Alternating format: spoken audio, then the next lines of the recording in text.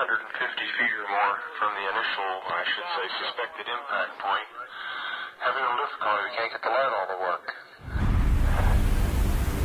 Government cover-ups, kapanipaniwalang witnesses mula sa ilang accounts ng ilang Air Force officials, isang spacecraft, palutang-lutang sa likod at ibabaw ng mga puno sa isang kagubatan, isang landing site. Ang lahat ng ito ay kumpletong sangkap na mayroon sa Rendlesham Forest UFO incident, kaya naman malaki ang papel ng insidenteng ito sa mundo ng hindi may paliwanag. Sa loob ng lagpas 40 years, ang insidenteng ito naging isa sa top 10 UFO cases sa buong mundo at kadalasang inilalarawan bilang British Roswell. Ating balikan ang Rendlesham Forest UFO incident.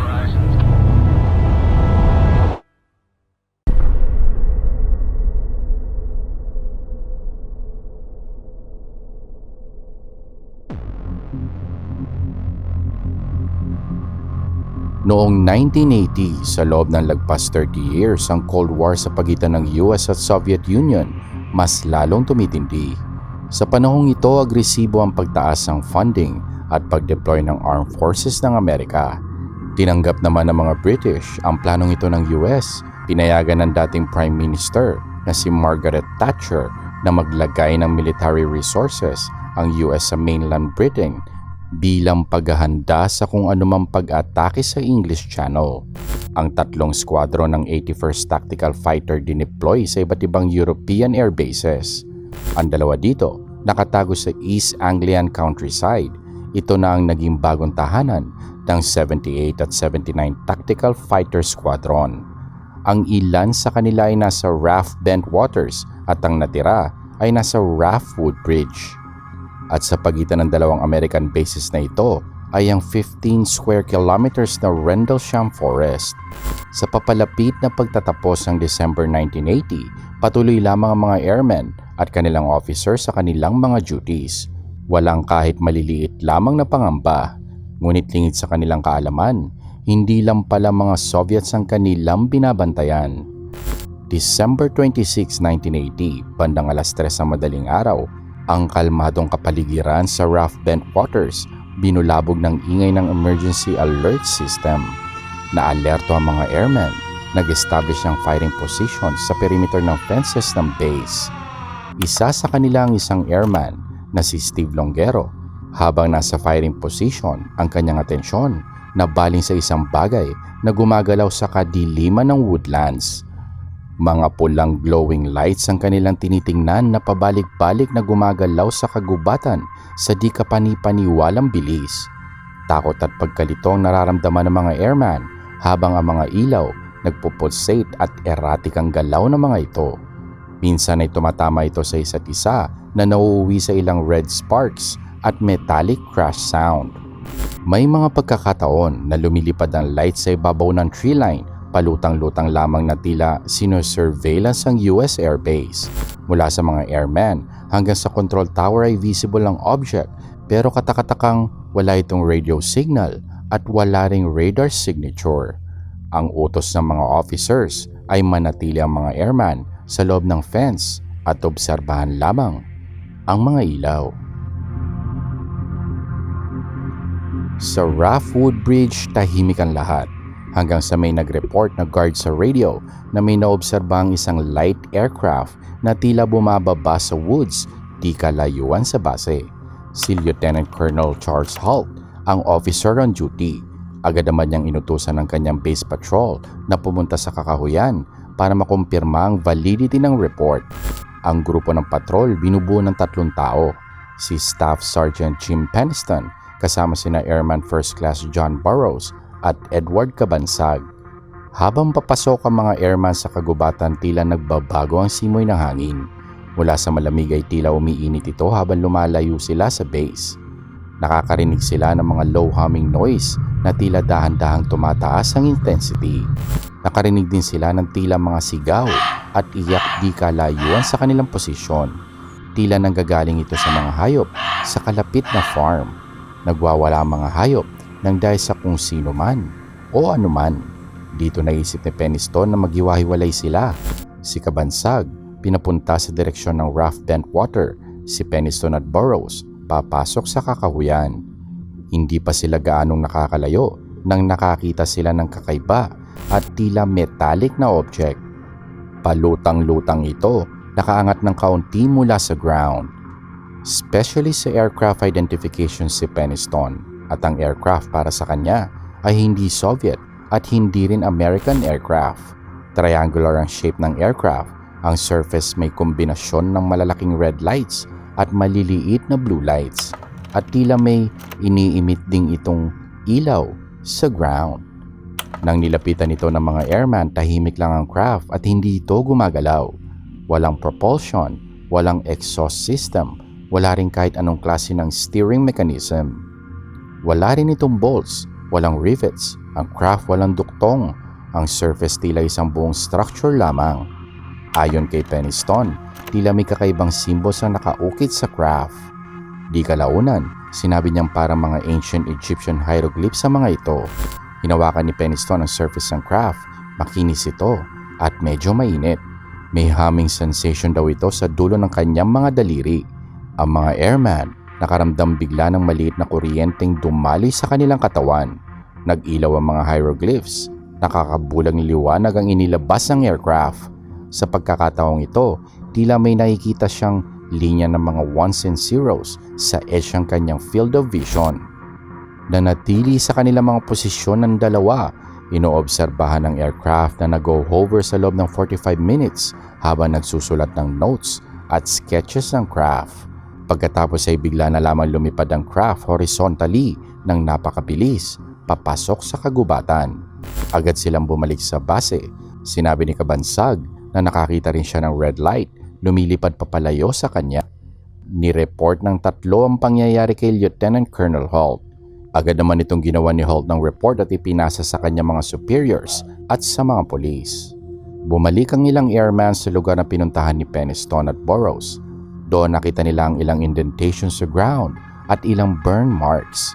Sa ilang araw na walang official response sa memorandum ni Holt, December 28, 1980, naisipan niyang pumunta mismo sa site kasama ang ilang airman para mag-imbestiga. Tanging mga flashlight at Geiger counter lamang ang kanilang daladala. Nang makarating sila sa site, naisipang idokumento ni Holt ang kanyang nakikita gamit ang isang portable tape recorder. Nakakita siya ng ilang circular indentation sa ground na bumubuo ng isang mas malaking triangular pattern. May makikita ring burn marks sa ilang kalapit na puno sa area. Nang nilapitan nila ang mga markang ito, dumoble ang taas ng readings ng Geiger counter, mas mataas na radiation sa accepted background levels. Habang nire-record ni Holt ang kanyang finding, isa sa kanyang mga tauhan sumigaw ng warning. Isang unidentified red object ang papalapit sa kanila, pababa mula sa eastern sky. Sa description ni Holt, tila parang mata ito na inoobserbahan sila ng kanyang mga tauhan. Nang papalayo na ito, sinubukan ng ilan sa kanyang mga tauhan na sundan ito. Sumabog daw ito at nahati sa 3 star-like objects. Nagsimula itong lumipad sa di kapanipaniwalang bilis, naglabas ang karagdagang pagsabog, tila strobe lights ang nakita nilang mga ilaw. Sa mga oras na ito, nagdesisyon silang bumalik sa base. Ang mga ilaw tila kumuha ng ilang posisyon sa ibabaw ng Raft Woodbridge. Nagpabalik-balik ng lipad sa airfield. Paminsan-minsan naglalabas ang beam of light sa mga weapon lockers. Pagkalipas ng 3 oras, ay umalis ito papuntang karagatan. Iniwan ang nagtataka at naguguluhang American airman sa kung ano ang nangyari. Ilang araw matapos ang insidente, si Peniston nagkakaroon pa din ng flashes ng 1 and 0. Sinubukan niya itong isulat sa kanyang notebook at nang matapos niyang isulat ang mga ito, nawala ang flashes ng imay sa kanyang utak. Itinago niya ang notebook at hindi na niya muling inisip pa ito. Hanggang noong 2010, habang nakikipag-usap sa isang researcher, naalala niya ang codes at ipinakita niya ang kanyang notebook. Agad namang na-recognize ng researcher na binary code ito. Dinala ang code sa isang computer specialist at sinubukang i-decode kung may mensaheng binary code. At ito, ang lumabas na mensahe. Exploration of humanity continuous. continuous for planetary advance. Eyes of our eyes. Origin year 8100. Dahil dyan mapapaisip ka, mensahe ba ito mula sa ating hinaharap?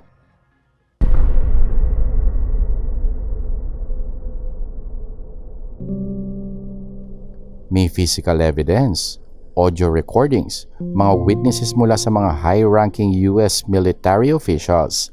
Lahat ng yan, kompleto ang Rendlesham Forest UFO incident. Pero, totoo ba ang lahat ng ito? Kagaya ng lahat ng UFO incidents, ang sagot ay komplikado. Totoo may official records ng isang unknown object sa Rendlesham Forest noong December 26 at 28, 1980. Totoo ring may ebidensya ng orihinal na investigasyon na tugma sa UFO story na ito. Pero may ilang pagkakaiba sa araw ng unang sighting. Lahat ng official witnesses, sinasabing ang mga lights nagpakita ng December 26 bukod sa iisang tao, si Peniston. Walang date sa kanyang isinulat at si Holt naman sa kanyang unang tala ay December 27 ang unang sighting. Sa totoo lang, hindi agad gumawa ng statement si Holt sa military. Gumawa lamang siya ng memo noong January 13, 1981 pagkatapos siyang kunin ng mga statements ng grupo ni Peniston. Pero may ilan ding witnesses ang nagsasabing binago ang kanilang statement at pinuwersa silang pirmahan ito. Sa official statement ni Burrow, sinabi niyang ang lights nanggagaling mula sa isang lighthouse. Ganon din sa statement ni Kabansag, makikita ang Offered Nest Lighthouse mula sa landing site, parehas ang direksyon sa kung saan nila nakita ang mga lights. Ang blue at red lights, ayon kay Burrows, maring local police lamang ito na nagmamasid sa site. Si Peniston lang ang witness na nagsasabing na-encounter niya ang craft. At ang ilan sa kanyang mga sinasabi ay nai-report lang niya ilang taon na ang lumipas pagkatapos siyang dumaan sa isang regression hypnosis noong 1994. Sa hypnosis lamang na ito, nadagdag ang paghawak niya sa craft at ang mga symbol sa istorya. Hindi ko alam kung ang hypnosis ay naglalabas ng nawawalang alaala o baka naman gumagawa ng bagong alaala. Si Peniston at Burrows parehas pabago-bago ang statements sa mga lumipas na taon.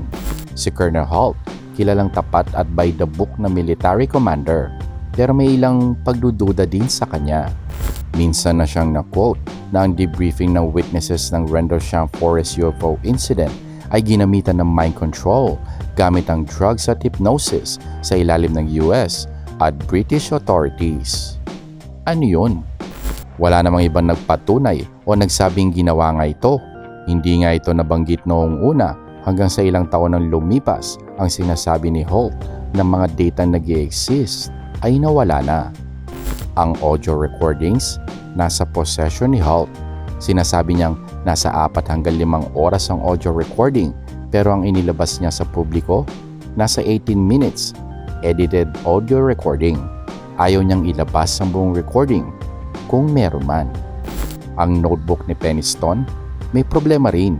Sinasabi ng ilang witnesses na tila imposibleng may maisulat si Peniston. Hindi raw siya ganun katagal na natili sa site. Sadyang hindi tugma ang sinasabi ni Peniston sa ilan pang mga witnesses at ang ilan sa kanyang nakita pwedeng may paliwanag. Ang reddish-yellow light na nakita niya lumilitaw daw kada 5 segundo. Ang rotation ng ilaw sa lighthouse kada 5 segundo. Nakita rin ni Kabansag ang ilaw na ito at kinumpirma niyang ang lighthouse nga ito. Kapag ni-research mo ang Rendlesham story, ang kadalasang lumalabas ay ang mga witnesses na naniniwalang totoong may UFO sightings ang naganap. Bihira ka makakita ng mga witnesses na nagsasabing walang UFO sa Rendlesham. Pero ang mga witness na yan, totoong nag-i-exist at may mga sworn statements din sila. Ang mga marka sa puno, mga hatchet marks, gawa ng mga foresters. Tanda ito kung anong mga puno ang kailangan na nilang putulin. Ang radiation, hindi talaga ganoon kataas. Normal pa din ang readings kumpara sa range ng background radiation. Ang mga indentations sa ground, hindi talaga ganoon kalalim. Normal nga ito sa mga locals, gawa ng mga rabbits. Ang mga nagwawala at sumisigaw na animals, normal din sa mga locals. Muntjac deer, kilala din ito bilang barking deer. Marinig mo yan sa panahong inaakala mong may UFO? Nakakatakot talaga. Hindi pamilyar ang mga witnesses dyan dahil kahit nasa England sila, mga US soldiers sa mga ito at wala niyan sa US. Ang binary code, sinabi niya nasa notebook lamang ito ngunit nakalimutan na niya ang tungkol sa binary code hanggang noong 2010 kung saan pinakita niya ito sa isang documentary. Pero noong 2003 pinakita na niya ang notebook at tila wala namang binary code noon. Tila kaduda-duda din ang mensahe. Bakit English? Napaka-specific kasi nito. Inaasahan nating maaari makipag-communicate ang aliens, kung alien nga, gamit ang universal language sa mathematics. At hindi rin sakto ang mensahe.